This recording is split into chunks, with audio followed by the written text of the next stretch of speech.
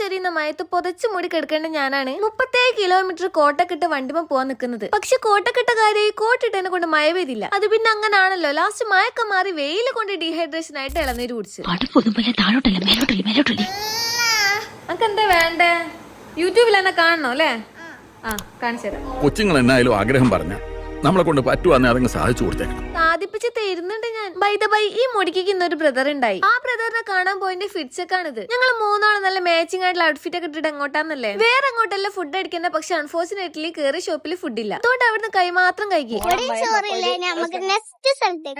Next സ്ഥലത്തേക്ക് പോകുമ്പോഴാണ് അല്ലിപ്പല്ലിന്റെ character reveal ആയത്. അവളെ ബ്രദറിനുള്ള ഡ്രസ്സൊക്കെ നോക്കിയെടുക്കുമ്പോഴാണ് സൈൻലബാന്റെ അപരനെ കണ്ടത്. അപ്പൊ അങ്ങോട്ടൊക്കെ ഒരു സൈഡ് വലിവ് ഉണ്ടായപ്പോ ഞാൻ ഇങ്ങോട്ടേക്ക് വലിച്ച് കണ്ണൂത്തി. അത് കഴിഞ്ഞപ്പോ ദേണ്ടയുടെ മുന്നിൽ KFC. സ്വാഭാവികമായിട്ടും അങ്ങോട്ടേക്കും സൈഡ് വലിവ് ഉള്ളതിനെ കൊണ്ട് കമ്പിളി പൊതുപ്പ് എന്നൊക്കെ പറഞ്ഞ് അഡ്ജസ്റ്റ് ആക്കി. ലാസ്റ്റ് ഒക്കെ കാര്യം മനസ്സിലായപ്പോൾ ഞങ്ങളോട് തെറ്റി. പിന്നെ ബിരിയാണി ഒക്കെ വാങ്ങി തരാന്ന് പറഞ്ഞിട്ട് സോപ്പിട്ട് വിളിച്ച്. ഓൾറെഡി മറ്റേ ഷോപ്പിൽ നിന്ന് ഹാൻഡ് വാഷ് ചെയ്തതിനെ കൊണ്ട് ഇവിടുന്ന് അതിന്റെ ആവശ്യം വന്നില്ല. നേരെ കഴിക്കാൻ തന്നെ ഇരുന്ന്. അത് കഴിഞ്ഞ് സിസ്റ്ററിന്റെ മൂത്ത സന്തതിനെയും കൂട്ടി ഇളയ സന്തതിനെ വിളിക്കാൻ പോയി. മനസ്സിലായില്ലേ, സാറ് സ്കൂള് വിട്ട് വരുന്നതാണേ. പക്ഷെ മഴ വന്ന് വന്നില്ല. അതുകൊണ്ട് ഞാൻ വരുമ്പോ വരട്ടേന്ന് വിചാരിച്ചിട്ട് വീട്ടിലേക്ക് ഓടി കയറിയിട്ട് ടെറസിന്റെ മുകളിൽ മഴ കണ്ട് തിരിച്ച് വീട്ടിലേക്ക് പോകുമ്പോ മഴക്കാർ കണ്ട് പിന്നെയും കൊട്ടിട്ട് പിന്നെയും മഴ പെയ്തില്ല. അപ്പം ഇന്നത്തേക്ക് ഇത്രേ ഉള്ളൂ.